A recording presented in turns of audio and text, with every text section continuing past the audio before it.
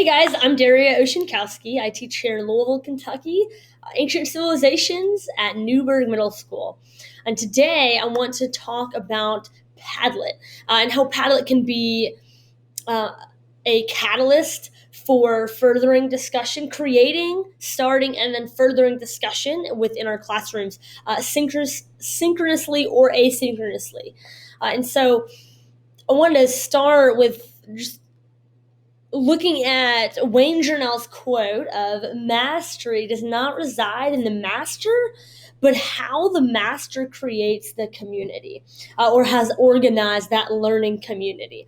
And so I appreciated that so much because it put the whole discussion based class in a you know almost as a burden for the teacher, and a good burden though. Just like if I make a claim, I now bear that burden to prove that claim. Just so he's kind of been doing that here, and so then it did help me get thinking a little bit better.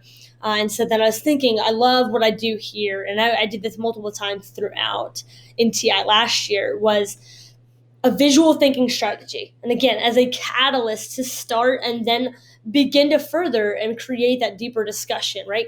Again, Journell talks a lot about that higher order discussions, but then at the same time, how we can't just expect, my kid middle schoolers to just be able to have these conversations. That's not where they're at developmentally. And so I really appreciated that point too, because again, I can have trouble sometimes slowing down, and so that was really good.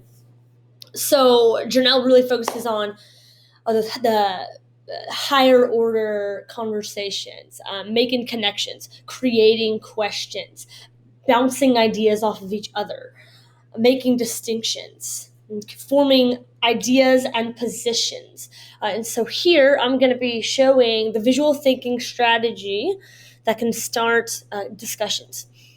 So I just start with trying to connect to who they are, right? Maybe some of my kids have been to the mountains. Maybe they haven't.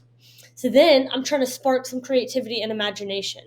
And then even if they have, let's create some reflection. What was it like when you went to the mountains? Did you like it? What did you notice, right? So I start with just that. And then I move into, what do you notice? What do you notice about this? And so here, what's cool about Padlet is you can not only can you click on the picture and make it bigger, but also every single one of my kids has an iPad. So my school is 1-to-1.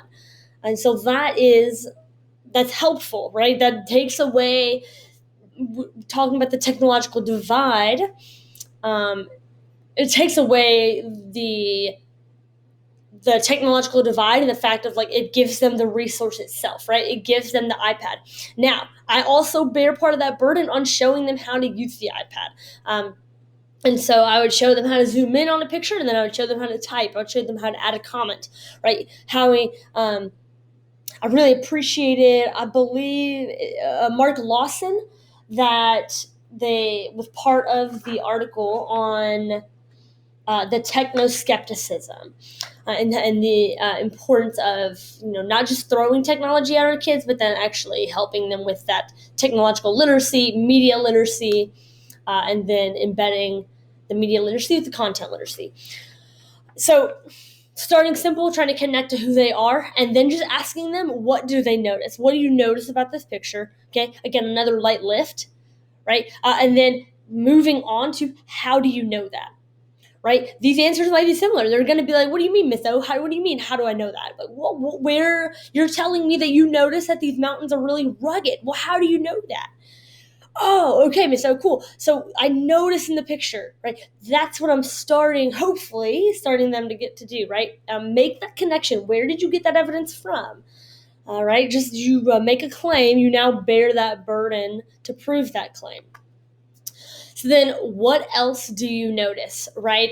We're all guilty of just being like, bam, I did it and I'm done and I'm not going to look back at it. So starting to, one, that helps me to slow down a little bit. And hopefully it helps my kids to slow down a little bit. Okay, let's just go back to the picture. Let's click on it. Let's zoom in. What do we notice? What's something else we notice?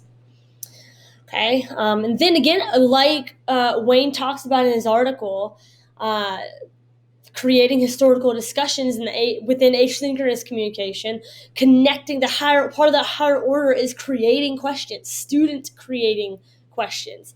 And that's important. So then what questions can we ask about that? And there's a range of questions that kids can ask.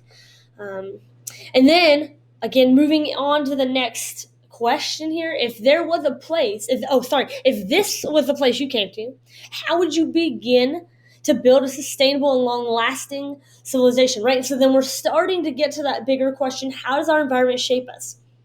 But the day would not be about answering that big question. It would just be like, let's just get started, right? And so I loved how we read an article this past week in our culturally responsive pedagogy class by Martin Haberman, and he talks about in his article poverty pedagogy versus good teaching. And he talks about in this poverty pedagogy how we take all responsibility off the kids and how we need to there needs to be responsibility on the kids, but then they're responsible for that we have to give them the opportunities, right, to engage in discussion and in these heavier lifts. And so he talks about how when students are involved in creating solutions and thinking about a problem and then thinking about a solution, that's the beginning of good teaching. And here, right, if you were to come to this place, right, how would you begin to build a long-lasting civilization?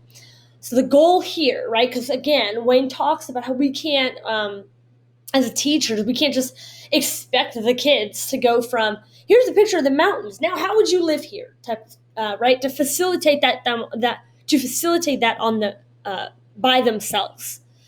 So the goal is to light lift, and then by the end they are doing a heavier lift because they've done these lighter lifts. And so the cool thing with Padlet is they can see the progression. As their teacher, I can see the progression of their answering and of their discussing. And not only that, not only can they just add the comment or add I would put, Miss O here, and then I notice right? But then the kids can add a comment. So then, Johnny can say, Johnny can make a comment, okay? And so that's what I like about Paddle as well, is you can allow kids to engage in the deeper discussion and with each other, little by little, light lift after light lift. And so I use Padlet often because it's accessible for kids, and we're able to do this in class. They can do this on their own, and then they can see what everybody else is putting. It's not just displaying their answers. And then I can pull this up days later and say, hey, remember our conversation here? Let's look at what we did here. How can we apply it to here? Right? It's taking, how can we make yesterday meaningful for today? Thank you guys so much.